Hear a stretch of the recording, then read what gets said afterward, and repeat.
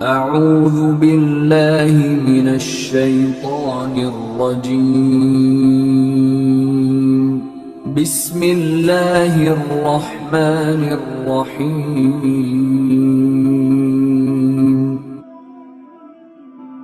اس نے حضور کو جب خط لکھا تھا نا مسیلمہ کذاب نے، تو حضور نے بھی خط لکھا تھا۔ اس نے کہا تھا آپ ایسا کریں، آپ اناؤنس کر دیں کہ ابھی آپ نبی ہیں، آپ کے جانے کے بعد میں نبی ہوں گا۔ اس نے خط لکھا، یا ایسا کر لیں کہ آپ آدھا علاقہ آپ لے لیں، آدھا میں لے لیتا ہوں۔ تو حضور نے خط لکھا۔ حضور نے خط میں شروع میں لکھا کہ تو کذاب ہے، تو جھوٹا ہے، بڑا جھوٹا ہے تم۔ بڑا کیا ہے؟ آج کل کالم بن رہے ہیں کہ کیا آج کل نا کالم بھی بعض اوقات لکھے جاتے ہیں۔ کیا لکھے جاتے ہیں؟ کہہ رہے ہیں جی جھوٹا نہ کہو کسی کو، جھوٹا نہ کہو، ان کے فالوورز زیادہ ہیں، ان کو تکلیف ہوتی ہے۔ تو علامہ صاحب نے ایک بڑا خوبصورت جواب دیا، انہوں نے کہا کہ جس کو حضور نے جھوٹا کہا وہ ہم اس کو جھوٹا کیوں نہ کہیں۔ حضور نے فرمایا مسلمہ کذاب، تو جھوٹا ہے۔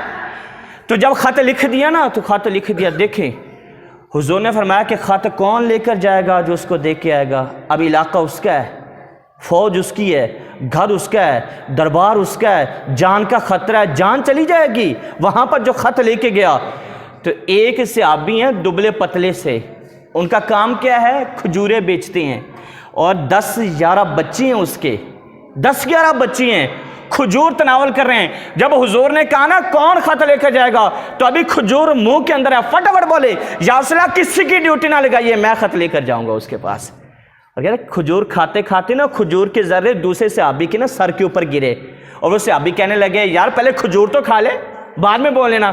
کہہ رہے اتنی دیر ہوگی تو کوئی اور ہی نہ بازی لے کے چلا جائے، کسی اور کی ڈیوٹی نہ لگ جائے۔ میں نہیں چاہتا کہ میرے ہوتے ہوئے کسی اور کی ڈیوٹی لگے، میں خط لے کر جاؤں گا اس کے پاس، اور مسلمہ کے منہ کے اوپر یہ خط ماروں گا، کذاب کے منہ کے اوپر۔ حضور نے خط دیا، کرم یہ کیا حضور نے اپنا گھوڑا بھی عنایت کر دیا، اپنا نیزہ بھی عنایت کر دیا۔ کہہ رہے ہیں کہ دبلے پتلے سے تھے، حضور نے کہا ذرا ڈٹ کے جانا۔ اس کا نام تھا حضرت حبیب بن زید رضی اللہ تعالیٰ عنہ۔ کہنا حبیب ذرا ڈٹ کے جانا۔ تو حبیب، صحابہ کہتے ہیں کہ جب حبیب حضور کے گھوڑے کے اوپر بیٹھے نا، ایسے لگ رہا تھا جیسے جرنیل نہیں بیٹھا ہوا، سپہ سالار نہیں بیٹھا ہوا۔ کہہ رہا بڑے شان و شوقوں سے نکلے، بڑے ہی شان و شوقوں سے، اور چلتے گئے۔ جب اس کا دربار آیا نا، بات بعد میں کی، نیزہ جو ہاتھ میں تھا نا، نیزہ زور سے زمین کے اندر گاڑ دیا اس کے دربار میں جا کر۔ جب اس نے مسلمہ نے دیکھا کہ نیزہ اندر گاڑا ہے، پوچھے گا تو کون ہے؟ کہہ رہا چہرہ دیکھنے سے پتہ نہیں چل رہا محمد عربی کا غلام آ گیا ہے۔ کہہ رہا ہمارے تو چہرے ہی بتا دیتی ہیں، ہمارے تو چہرے، تجھے میرا چہرہ دیکھ کے پتہ نہیں چلا محمد عربی کا غلام آ گیا ہے۔ تو یہ کس کے لیے تھا؟ ختم نبوت کے لیے تھا، عقیدہ ختم نبوت کے لیے تھا۔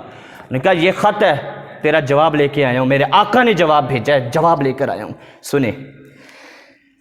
تو طریقہ یہ تھا، کوئی بھی خط آتا تھا نا تو وہ خود نہیں پڑھتے تھے، بندہ رکھا ہوتا تھا ساتھ میں، اس کو خط دیا جاتا، وہ خط پڑھتا۔ اس نے وہ خط اس بندے کو دیا، اپنے ساتھ والے کو، مسلمہ نے۔ اس بندے نے خط کھولا نا تو فرنٹ پیج پہ پہلی لائن کے اوپر لکھا ہوا تھا مسلمہ تو جھوٹا ہے، میں سچا ہوں، تو جھوٹ۔ اس نے بلند آواز سے پڑھا تو دوسرے لوگوں نے بھی سن لیا۔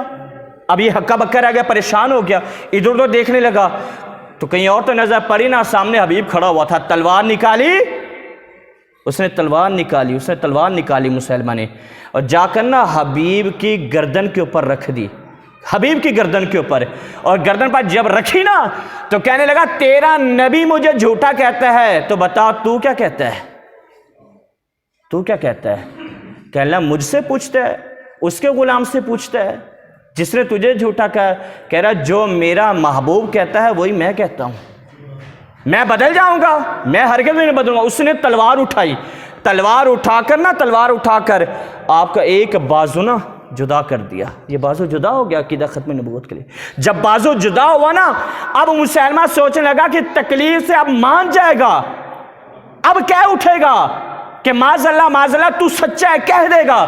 تو جب مسلمہ نے اس کا ایک بازو کاٹا نا حضرت حبیب بن زید کا، دوبارہ پوچھا، کہنے لگا اب بول کیا کہتا ہے؟ کہہ رہا تو کیا سمجھتا ہے میں حضور سے بے وفائی کر جاؤں گا؟ تو یہ تیری خواب خیالی ہے اور تو جتنے بازو کاٹتا ہے کاٹ لے، میرا وہی عقیدہ ہے جو میرے آقا نے بتا دیا ہے۔ میرے آقا نے تجھے جھوٹا کہا تو جھوٹ۔ پھر یہ نہیں ہوا، پھر اس نے دوسرا بازو کاٹا، دوسرا بازو بھی کاٹ دیا۔ پھر پوچھا اب کیا کہتا ہے؟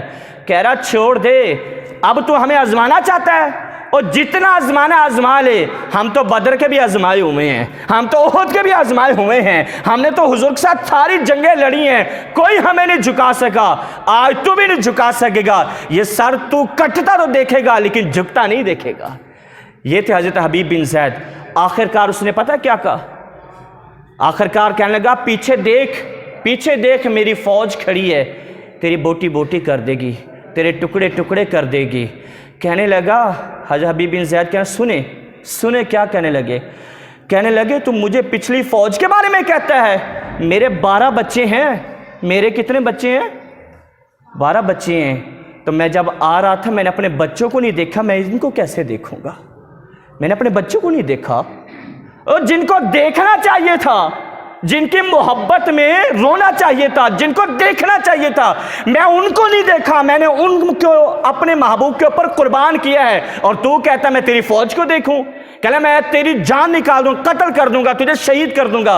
انہوں نے کہا یہ بھی کام کر گزر، شاید تجھے پتہ نہیں ہے ہم صبح کی نماز پڑھتے ہیں تو پہلے شہادت کی دعا کرتے ہیں۔ اللہ، صبح کی نماز پڑھتے ہیں تو پہلے کیا کرتے ہیں؟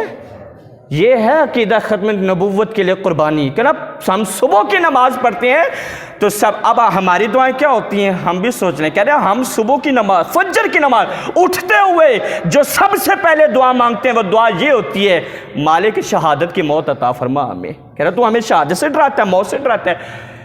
اس نے سر قلم کر دیا۔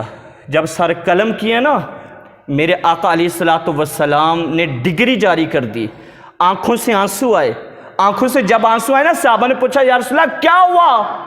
آقا نے فرمایا میرا عاشق، میرا عاشق، میرا عاشق حبیب کو مسلمہ نے شہید کر دیا ہے، اور میں تمہیں بتاؤں انہوں نے مسلمہ کو وہاں پہ شہید کیا ہے، اللہ نے، انہوں نے، مسلمہ نے حضرت حبیب کو وہاں پر شہید کیا ہے، اور اللہ تبارک و تعالیٰ نے حبیب کے لیے جنت کے سارے دروازے کھول دیے ہیں۔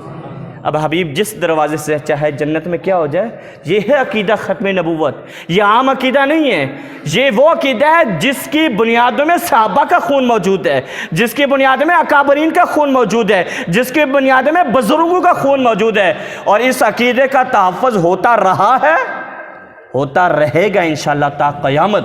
حضور کے عاشق اس کا تحفظ کرتے رہیں گے۔ دوبارہ بتا دوں، عقیدہ ختم نبوت کا مطلب یہ ہے کہ میرے آقا آخری نبی بن کر تشریف لا چکے ہیں۔ عقیدہ ختم نبوت ہمارا یہ عقیدہ ہے کہ میرے آقا آخری نبی بن کر اس دنیا میں آ چکے۔ اب حضور کے بعد نہ تو کوئی رسول آ سکتا ہے، نہ کوئی نبی آ سکتا ہے، نہ ہی اس کا تصور کیا جا سکتا ہے، بس حضور آ گئے، بس حضور آ گئے۔ اللہ پاک ہم سب کو اس عقیدے کے ساتھ قائم و دائم فرمائے۔ آمین۔ وآخر دعوانا الحمدللہ۔